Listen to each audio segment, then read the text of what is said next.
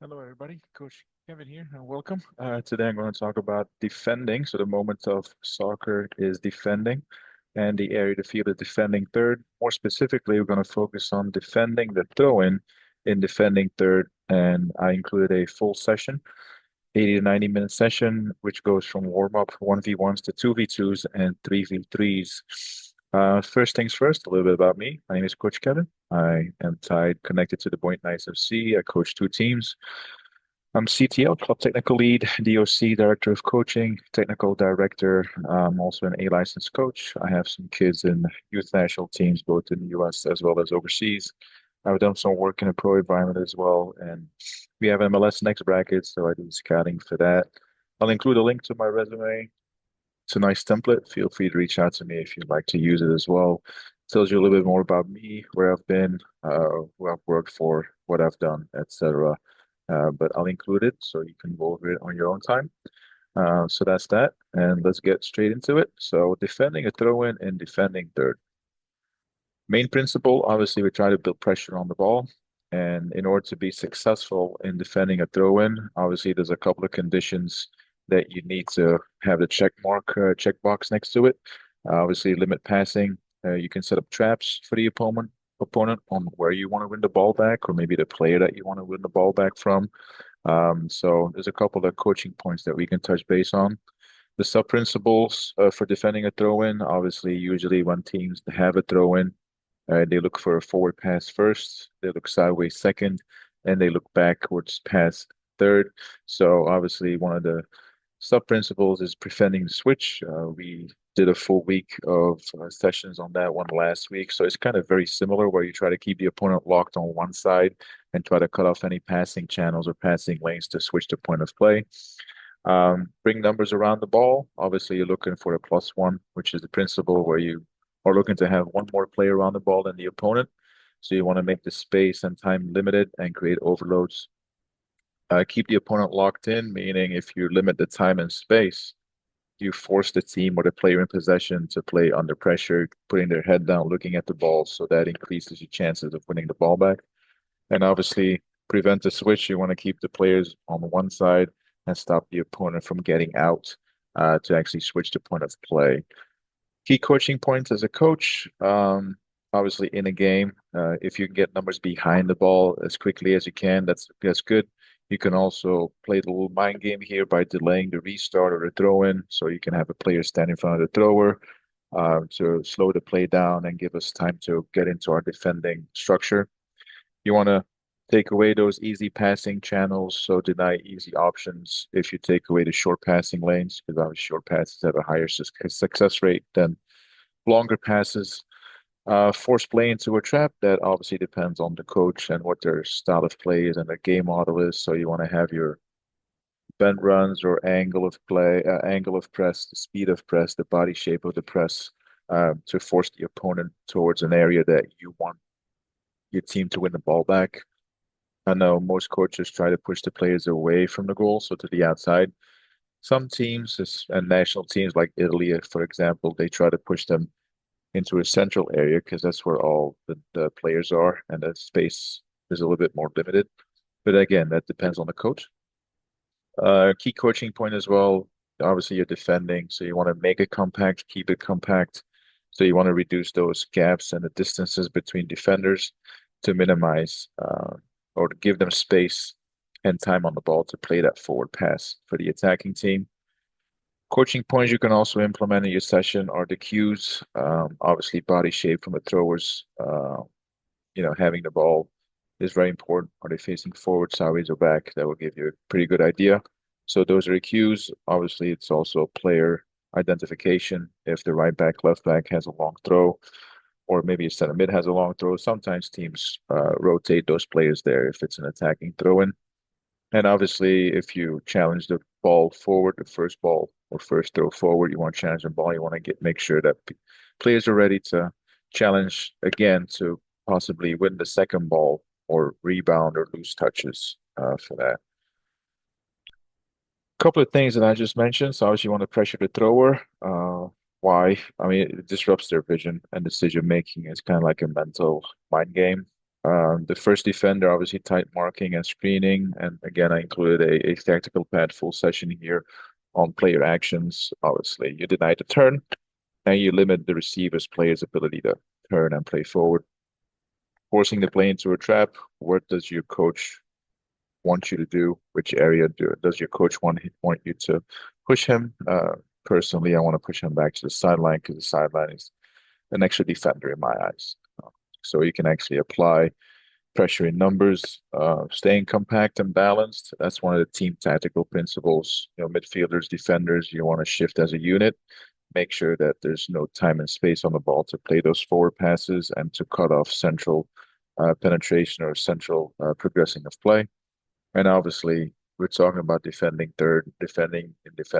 So you're obviously looking for some uh, aggressiveness and you know urgency here to attack all those loose balls. Not only the first ball, but also winning the second ball allows you to uh, have your first action forward again for an attacking transition. As a coach, those were key coaching points that we can implement in a session, and the player actions that we're actually looking for the players to do. Obviously, you have your primary and secondary players. As a coach, some common mistakes that we see and how to avoid them. Obviously, your players ball watching, they're not on their toes, they're not engaged, they're not locked in, so they lose track of what they're actually supposed to be doing, what their role is. Are they dropping back? Are they pushing him to the outside, etc.? Lack of communication.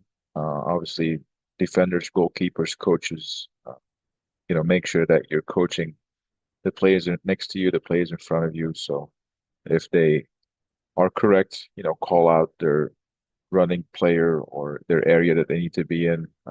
So that kind of takes away all that chaos and confusion. So that's the solution to constantly and precisely communicate, how to be organized and what your structure is in defending third. One thing that we also noticed is overcommitting too early, where defenders go into tackles, going down. So as a defender, you want to stay up as long and as much as possible. So that's what we see where they have a feeling they can win the ball back and they're going for a tackle, but sometimes it's better to just back off and wait for that next pass, perhaps. Main principle, we will pressure on the ball. Sub principle, preventing the switch, keep the opponent on one side is very similar to what we did last week, but now from a throw-in. How do we do that? We bring numbers around the ball and want to keep the opponent locked and stop from getting out of that area. So what are we trying to do? Build pressure, more specifically, prevent the switch or defending a throw-in. How do we do it? We bring numbers around the ball and keep the opponent engaged and getting out of the area. Player actions, obviously intercepting and the pressing.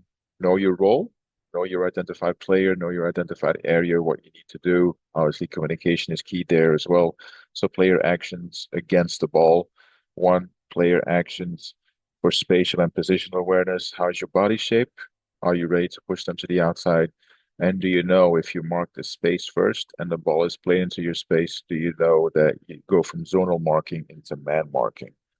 So that's that. I promised a full session, so here's the full session. It's a warm-up, 1v1 coming from a throw-in, and then we go into a 2v2 also from a throw-in, but then players coming from behind, and you can progress this into a 3v3. But let's go over the session first. Here we go. I'm just gonna let it play. So your warm-up starts over here on the left with just a throw-in. It's a 1v1, so the player receiving the ball will have his back to the goal. So you really want to make sure they have time to control the ball, and then you're looking for that player action, primary player here to deny the turn. So the first one I showed that they let the ball turn, and the second time they win the ball back. So that is you can play to mini goals or you can do in zone, an end line where they dribble the ball into. I only mentioned one side left, but you can also do it on the right, and I'll go over the physical periodization in just a little bit. So every player is involved. So this is just a 1v1 where the defender is trying to deny the turn. So you're looking for the speed, the aggressiveness, the timing, and the body shape. After that, you can go into a 2v2 where basically we mirror the winger uh, reacting too late to the throw-in. So that's where they're coming from behind. So once they are behind the ball, you can actually set the trap for a 2v2 and to win the ball back. So you want to make sure that you prevent the switch of play here with a 2v2. So the angle of the press is very important to lock the team to one side. So look, watch number 11 here, right? You lock him to one side and then you kind of have a funnel going and it's a 2v1 situation. And that's it. There we go. Um, Let me go back to this one. So the warm up obviously is a 1v1. So you're looking at quick player actions, 5 to 10 seconds. It's one work to 3 to 4 rest ratio because it's high intensity. So you're looking at a 40 to 50 second work recovery. You do that 8 times, so that's a 10-minute um, cycle. You do that 2 to 3 times, so that's your warm up right there, 20 to 30 minutes. Make sure you do left side and right side so everybody gets involved. And then you go into your 2v2s. As you see here, it's done very quickly. Here, very small spaces, 2v2. So make sure you can also rotate left to right, right to left.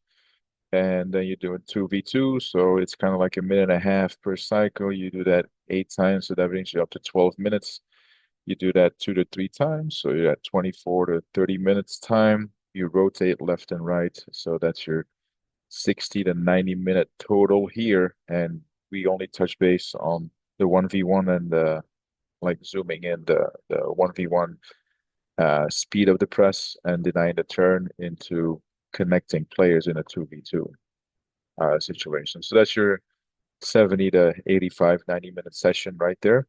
Don't forget to do right and left, right? Because there's throw-ins on both sides. My name is Coach Kevin. Don't forget to follow me. It's the same username on YouTube and Instagram at the Scouting Corner.